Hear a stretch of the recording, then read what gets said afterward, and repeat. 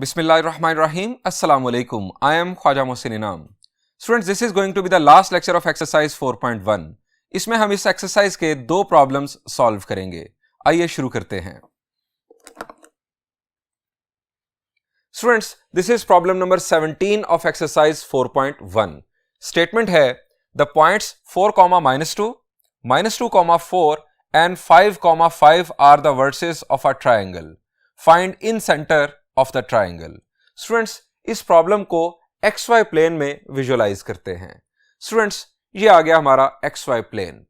ये हमने first point को लोकेट कर लिया, ये हमने सेकंड पॉइंट को लोकेट किया और ये हमने थर्ड पॉइंट को लोकेट कर लिया. स्टूडेंट्स, इन पॉइंट्स को हम नाम दे देते हैं A, B और C का. इन तीनों पॉइंट्स को ज्वाइन करने से हमें हासिल हुई ABC ट्राइंगल. हमें इस ट्राइंगल का इन सेंटर मालूम करना है. स्टूडेंट्स, मेरा सवाल आपसे यह है कि इन सेंटर ट्राइंगल के किस सर्कल का सेंटर होता है. शाबाश, हम पढ़ चुके हैं सर्कल्स कनेक्टेड विद ट्राइंगल. हमने ये टॉपिक फर्स्ट ईयर में भी डिस्कस किया था. जी, incentre is the centre of incircle of a triangle. अब जरा इन सर्कल की डेफिनेशन भी रिवाइज कर लेते हैं, रिकॉल कर लेते हैं. क्या थी डेफिनेशन इन सर्कल की? जी, a circle touching three sides of a triangle internally is called in circle. इस सर्कल के सेंटर को हम इन सेंटर का नाम देते हैं. स्टूडेंट्स, इन सेंटर की एक और डेफिनेशन भी थी जो हमने लास्ट लेक्चर में जो प्रूफ किया था इन सेंटर के फॉर्मूला का, वहां पर यूज की. शाबाश जी. The point of concurrency of angle bisectors of a triangle is called incentre. किसी ट्राइंगल के एंगल बाइसेक्टर्स का जो पॉइंट ऑफ कंकरेंसी होता है वो उस ट्राइंगल का इन सेंटर होता है. स्टूडेंट्स, हमें यहां पर point A, point B, point C triangle के तीनों वर्टिसेस के कोऑर्डिनेट्स गिवन हैं. हमें फॉर्मूला यूज करते हुए इन सेंटर के कोऑर्डिनेट्स मालूम करने हैं. हमें प्रैक्टिकल ज्योमेट्री यूज नहीं करनी, हमें यहां पर एंगल बाइसेक्टर्स ड्रॉ नहीं करने. हमें इन वर्टिसेस के कोऑर्डिनेट्स को यूज करते हुए इन सेंटर के कोऑर्डिनेट्स मालूम करने हैं. स्टूडेंट्स, लास्ट लेक्चर में हमने वो फॉर्मूला भी ड्राइव किया था. फॉर्मूला रिकॉल कर लें. जी, ये है वो फॉर्मूला. स्टूडेंट्स, अब इस फॉर्मूला में ये जो small a, small b, small c, ये क्या है?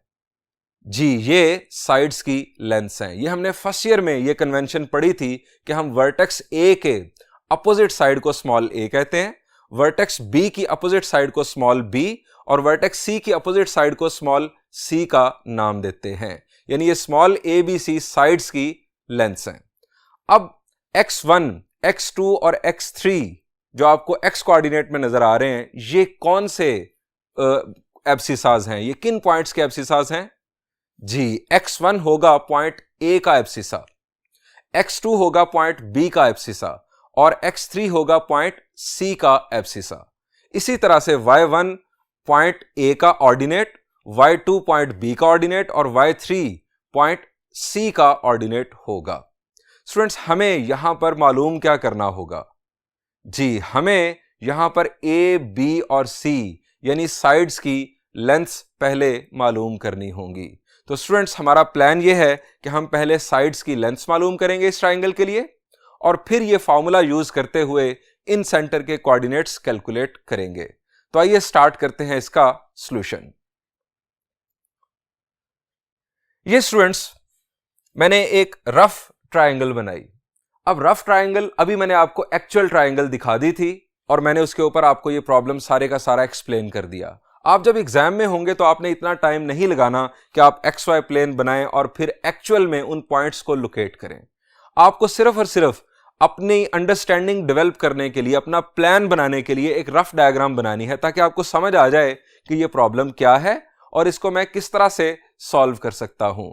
सो रफ डायग्राम अगर आप बनाएंगे तो आपको प्रॉब्लम को समझना बहुत आसान होगा.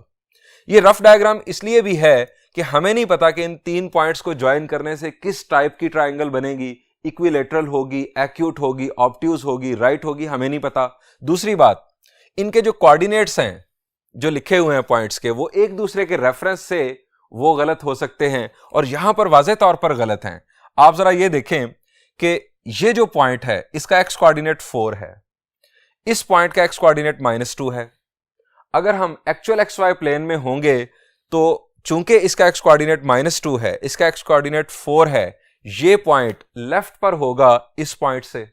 So this is rough diagram. This is only meant for the understanding of the problem. So start करते हैं. हम यहां लिखेंगे लेट ए बी एंड सी, यानी मैंने नेमिंग कर दी. हमें जो पॉइंट्स गिवन थे उनके नाम गिवन नहीं थे.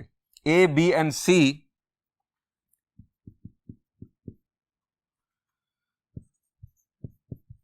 B the given points.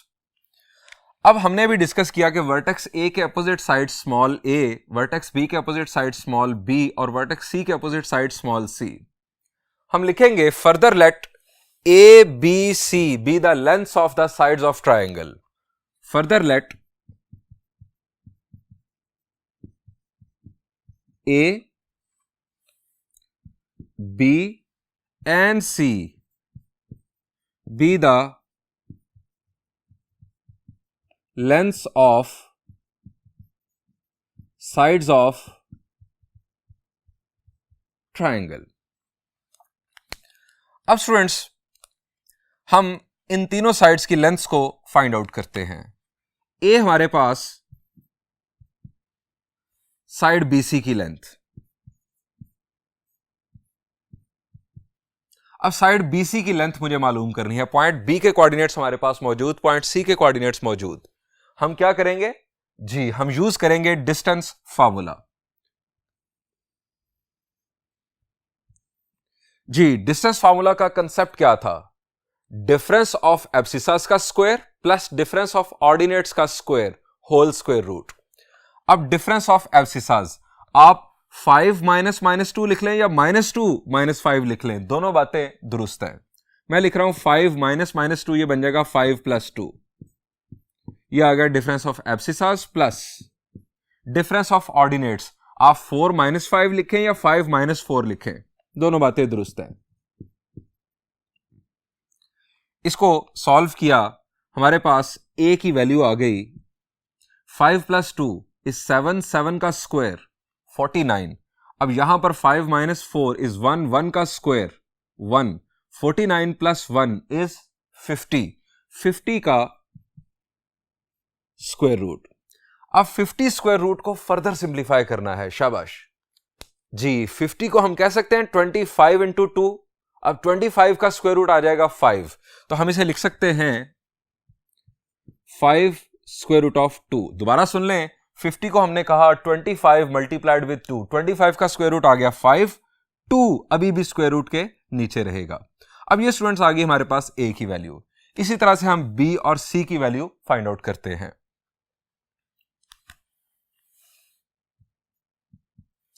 b है हमारे पास साइड AC की लेंथ.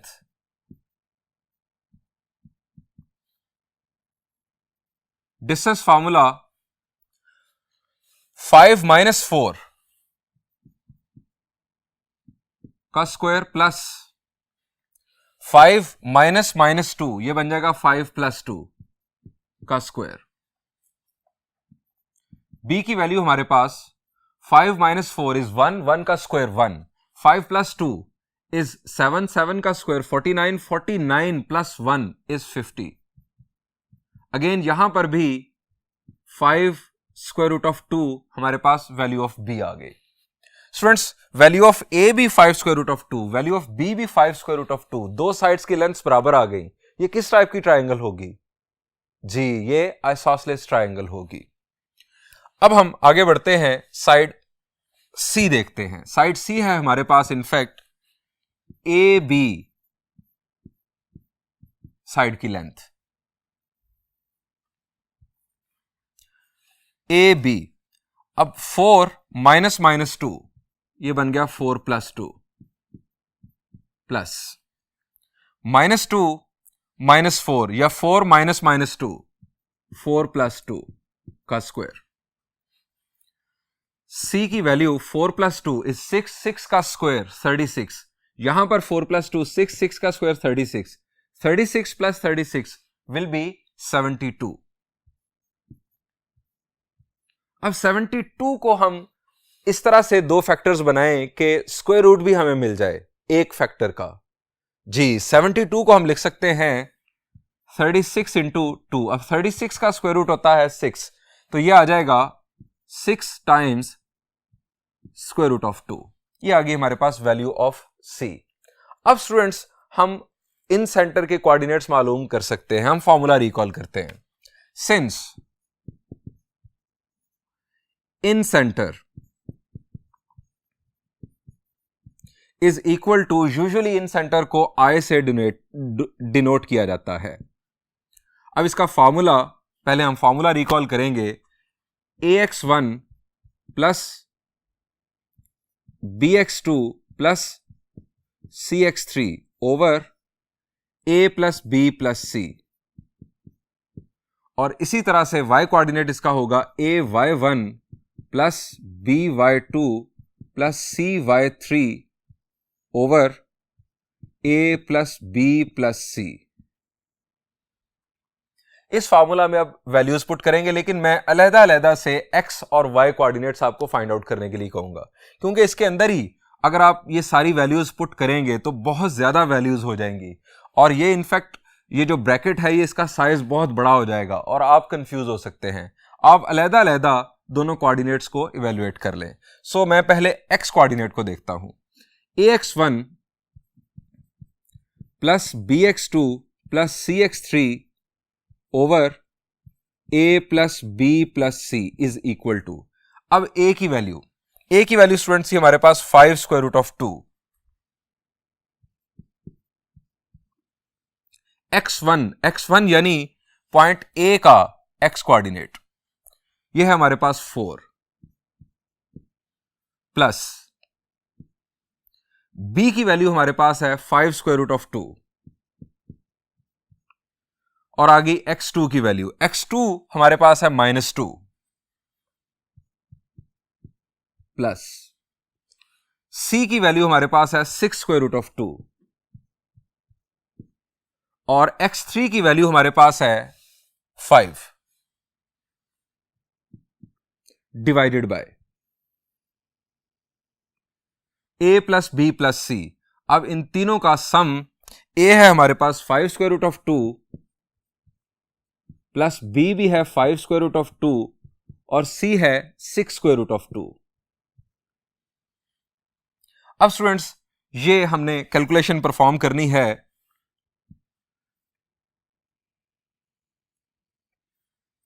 न्यूमरेटर में जरा देखिए, 5 4s are 20 square root of 2,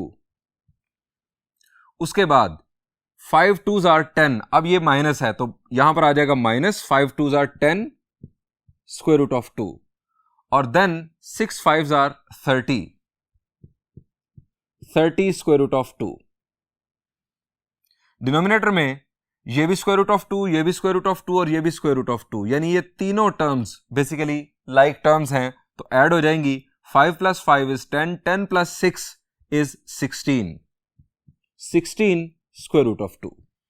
students हम ये भी कर सकते थे कि हम यहां से न्यूमरेटर से स्क्वायर रूट ऑफ 2 कॉमन ले लेते, इसी तरह डिनोमिनेटर में से भी स्क्वायर रूट ऑफ 2 कॉमन ले लेते, वो square root of 2 square root of 2 से कैंसिल हो जाता। ये स्टेप अब हम परफॉर्म कर लेते हैं। हम यहां से स्क्वायर रूट ऑफ 2 कॉमन लेंगे और यहां से हमारा स्क्वायर रूट ऑफ 2 कैंसिल हो जाएगा।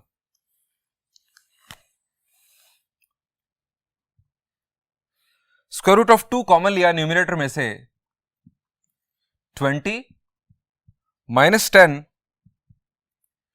प्लस 30, और डिनोमिनेटर में as it is 16 times square root of 2।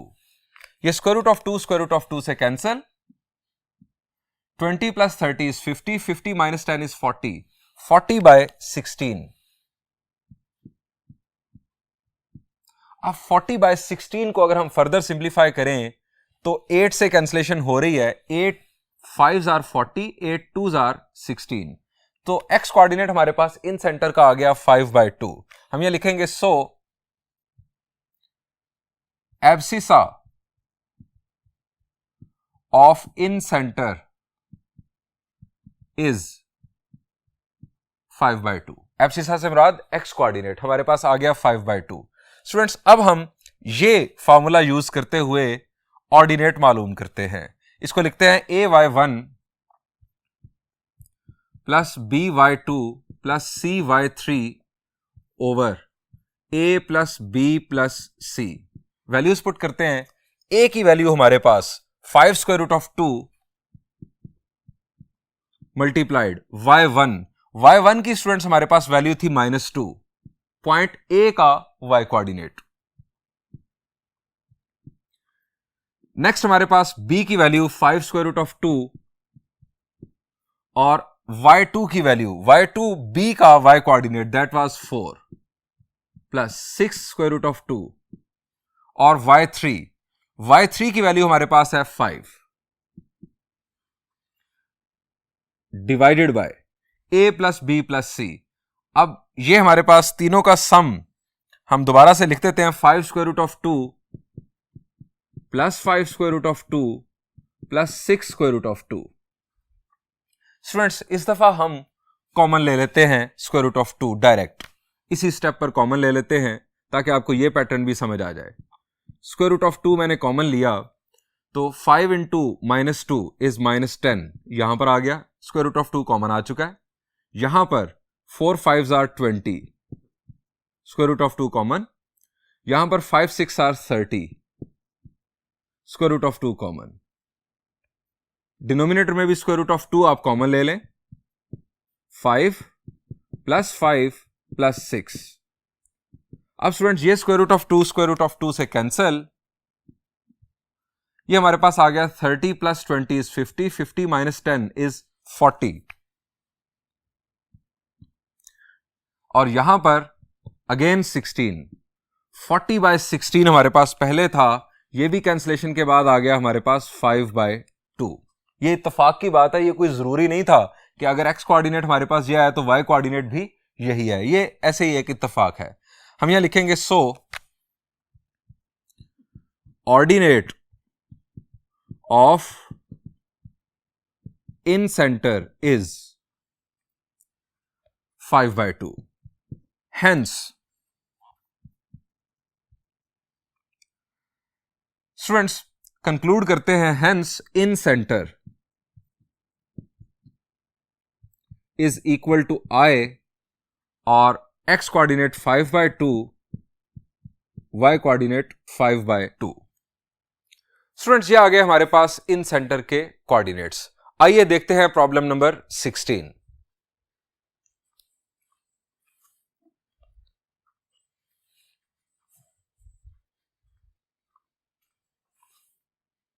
Students, this is problem number 16 of exercise 4.1. Statement is, find the point which is equidistant from the points A, B and C. Second sentence में हमें कहा जा रहा है, what is the radius of the circumcircle of the triangle ABC. Students, पहले first sentence पर गौर करते हैं। हमें कहा गया है कि एक ऐसा point मालूम करो जो equidistant हो इन 3 पॉइंट्स से। Students, मेरा सवाल आपसे यह है कि अगर हम इन 3 पॉइंट्स को ज्वाइन करें तो क्या शेप बनेगी? The answer is triangle. Students हम इस ट्राइंगल को पहले विजुअलाइज करते हैं। ये आ गया हमारा XY प्लेन, ये हमने पॉइंट A को लोकेट कर लिया, ये पॉइंट B को और ये पॉइंट C को।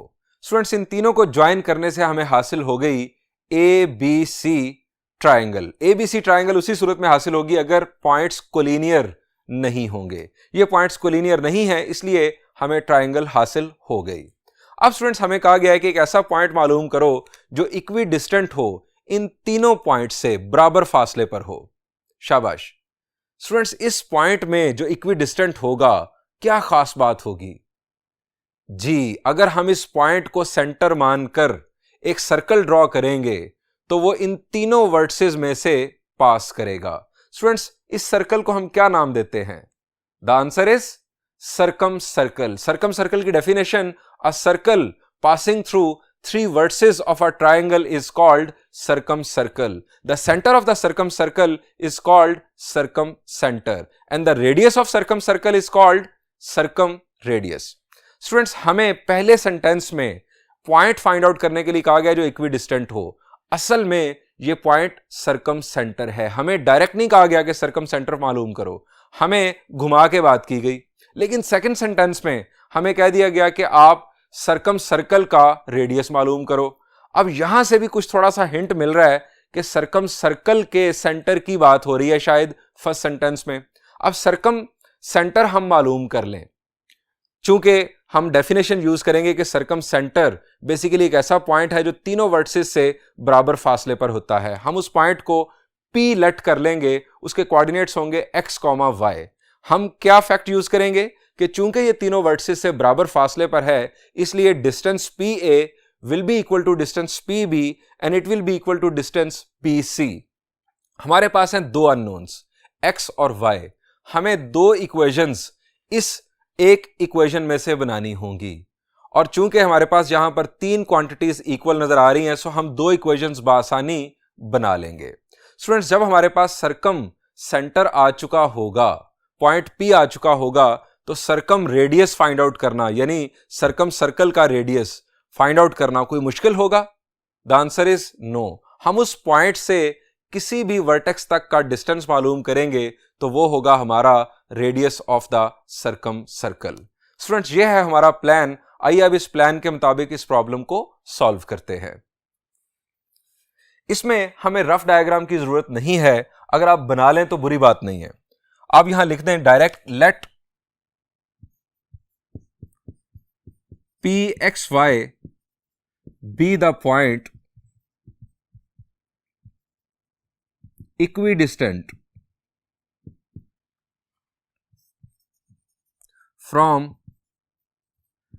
three vertices A, B and C. So, point P A, B और C से अगर बराबर फासले पर है तो क्या होगा? PA distance will be equal to PB distance will be equal to PC distance. अब स्टूडेंट्स, हम यहां से दो इक्वेशंस बना सकते हैं। आप PA is equal to PB कर लें एक, और PB is equal to PC कर लें दूसरी, या आप कर लें PA is equal to PC एक, और फिर उसके साथ PB is equal to PC या PA is equal to PB, यानी तीन में से आप कोई से दो कॉम्बिनेशन आप बना सकते हैं। स्टूडेंट्स, मैं पहले कंसीडर कर रहा हूं PB is equal to PC। अब क्यों कंसीडर कर रहा हूं यह मैं आपको बताता हूं। PB is equal to PC, यहां लिख देते हैं टेकिंग, चूंकि ये तीनों इक्वल हैं सो हम ये लिख सकते हैं। अब ये मैंने क्यों कंसीडर किया? स्टूडेंट्स, पॉइंट B और पॉइंट C के कोऑर्डिनेट्स अगर हम देखें तो इन दोनों पॉइंट्स के जो ऑर्डिनेट्स हैं, दोनों पॉइंट्स का जो ऑर्डिनेट है वो सेम है। इसका हमें फायदा क्या होगा? जब हम डिस्टेंस फार्मूला लगाएंगे तो हमारी कैंसलेशन हो जाएगी। अब किस तरह से कैंसलेशन हो जाएगी ये बात आप अभी समझ नहीं पाएंगे, मैं आपको डिस्टेंस फार्मूला लगाकर इसे सिंप्लीफाई करके दिखाता हूं। अब इसमें ट्रिक जो है वो ये है कि अगर कोई एब्सिसा या ऑर्डिनेट सेम हो इस किस्म के प्रॉब्लम के अंदर, तो आप उन दो पॉइंट्स को चूज कर लें। अब यहां पर इन दो पॉइंट्स के ऑर्डिनेट सेम थे तो मैंने इन दो पॉइंट्स को चूज कर लिया। अगर फर्ज करें कि ये दो पॉइंट्स हैं, इन दो पॉइंट्स के ऑर्डिनेट्स या एब्सिसाज सेम होते तो मैंने इन दो पॉइंट्स को मिला लेना था, PA is equal to PB कर लेना था। इससे हमें कैलकुलेशन में आसानी हो जानी थी। अब कैसे आसानी होगी ये अभी आपको मैं वजाहत करता हूं। PB डिस्टेंस मालूम करते हैं। अब P हमारे पास पॉइंट है x, y और B हमारे पास है ये पॉइंट। डिस्टेंस फार्मूला हमें लगाना है। लेफ्ट साइड पर डिस्टेंस फार्मूला लगाया, x माइनस माइनस 2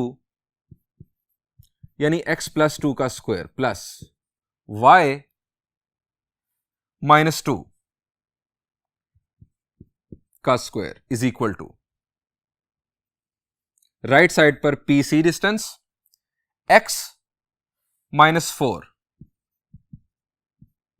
का स्क्वायर प्लस y माइनस 2 का स्क्वायर। अब दोनों एक्सप्रेशंस को सिंप्लीफाई करना है। अब जरा देखें, दोनों तरफ स्क्वायर रूट है। स्क्वायर रूट को हम आसानी से कैंसिल कर सकते हैं taking square on both sides. हम डायरेक्ट भी लिख सकते हैं x plus 2 whole square plus y minus 2 whole square is equal to x minus 4 whole square plus y minus 2 whole square. अब ये स्क्वायर्स ओपन कर देते हैं, यहां पर आ गया x square plus 4 plus 4x plus y square plus 4 minus 4y is equal to x square plus 16 minus 8x plus y square plus 4 minus 4y। अब स्टूडेंट्स कैंसलेशन देखिएगा, यहां पर एक्स स्क्वायर इस एक्स स्क्वायर से cancel, ये y square इस y square से cancel, यहां पर हमारे पास माइनस 4y इस माइनस 4y से कैंसिल। अब ये है स्टूडेंट्स वो पॉइंट के जिसकी वजह से मैंने इन दो पॉइंट्स को चूज किया था, इनके ऑर्डिनेट सेम थे। अब यहां पर -2 होने की वजह से और यहां पर भी -2 होने की वजह से क्या फायदा हो रहा है कि हमारे पास ये जो y वाली टर्म्स हैं दो, ये कैंसिल हो रही हैं। ये तो कैंसिल होनी ही थी, एक्स स्क्वायर से कैंसिल होना ही था, चूंकि हमारे पास पॉइंट P के एक्स कोऑर्डिनेट्स एक्स और y कोऑर्डिनेट्स हैं, सिंपल एक्स और y, एक्स स्क्वायर से कैंसिल होना ही था, y स्क्वायर से कैंसिल होना ही था। मसला यहां पर है, अब ये टर्म इस टर्म के इक्वल इसलिए आई है कि हमारे पास ये दो नंबर्स सेम हैं। हमारे पास यहां पर भी -4y आ गया, अब यहां पर भी -4y आ गया, ये भी कैंसिल हो गए। और अगर ये कैंसिल ना होते तो हमारे पास एक इक्वेशन आनी थी जिसमें x भी मौजूद होता और y भी मौजूद होता। अब क्या फायदा है कि आप जरा देखें कि सिर्फ हमारे पास x अननोन रह गया है, y वैसे ही फारिग हो गया है, हमें यहीं से x की वैल्यू मिल जाएगी। अब फर्ज करें कि अगर कोई ऑर्डिनेट या कोई एब्सिसा सेम ना होता इन पॉइंट्स के अंदर, तो फिर आपकी किस्मत, फिर आपको क्या करना था, यहां कैंसलेशन मुकम्मल नहीं होनी थी, दो वेरिएबल रहने थे, x भी रह जाना था और y भी, आपकी इक्वेशन सिंप्लीफाई हो जानी थी, फिर आपकी दूसरी इक्वेशन बननी थी दूसरे कॉम्बिनेशन के साथ। उन दोनों इक्वेशंस को आपको फिर साइमल्टेनियसली सॉल्व करना था। अभी हमें बेनिफिट हो गया है कि हमें x की वैल्यू डायरेक्ट मिल रही है। अब इसको सिंप्लीफाई कर लेते हैं, -8x को अगर हम लेफ्ट पर शिफ्ट करें तो 4x plus 8x will be 12x, और यहां पर 4 प्लस 4 8, और इसको लिख लेते हैं 8, और ये 16 प्लस 4 इज 20, राइट साइड पर 16 प्लस 4 20। अब 8 को दूसरी तरफ शिफ्ट किया तो हमारे पास 20 माइनस 8 विल बी 12, x की वैल्यू आ जाएगी 1। यहां पर मैं स्टेप बढ़ा देता हूं, 12x is equal to 20 minus 8, that will be 12, x की वैल्यू आ गई 1। इस x की वैल्यू को फ्रीज कर दिया हमने यहां पर। अब हम दूसरी इक्वेशन बना लेते हैं, आप PB is equal to PC use कर चुके, अब आप PA is equal to PB लिख लें। Now PA distance will be equal to PB distance. अब इसमें हम x की वैल्यू 1 यूज कर लेंगे। अब PA डिस्टेंस हम लेफ्ट साइड पर बनाते हैं,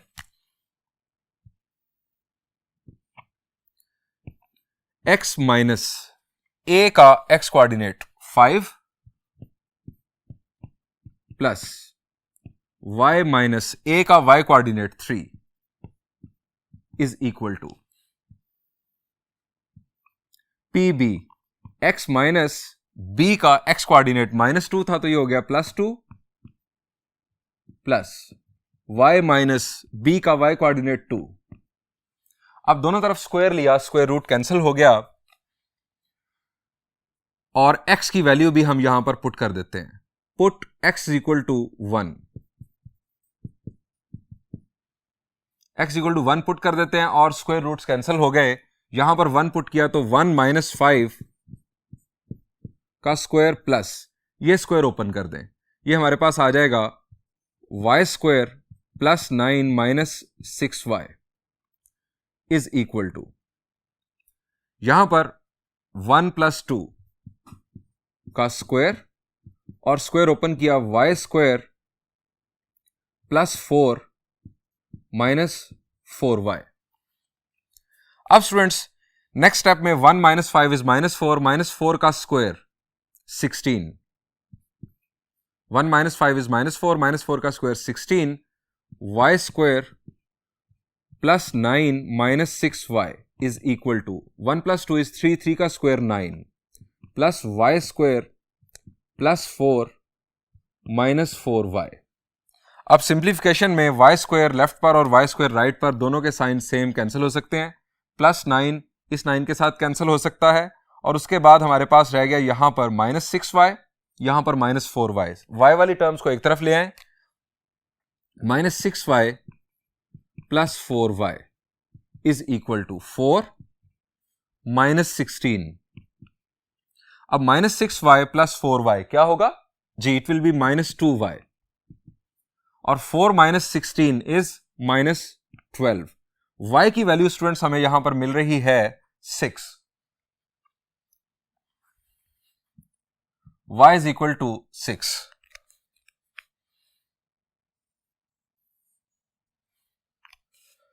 हम ये लिखेंगे hence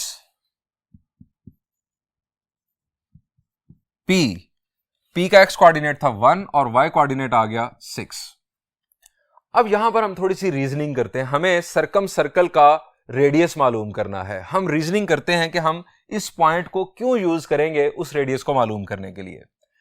हम ये लिखेंगे as p1,6 is equidistant from 3 vertices. So, by definition, it is circumcenter. By definition, it is circumcenter. Now, circumradius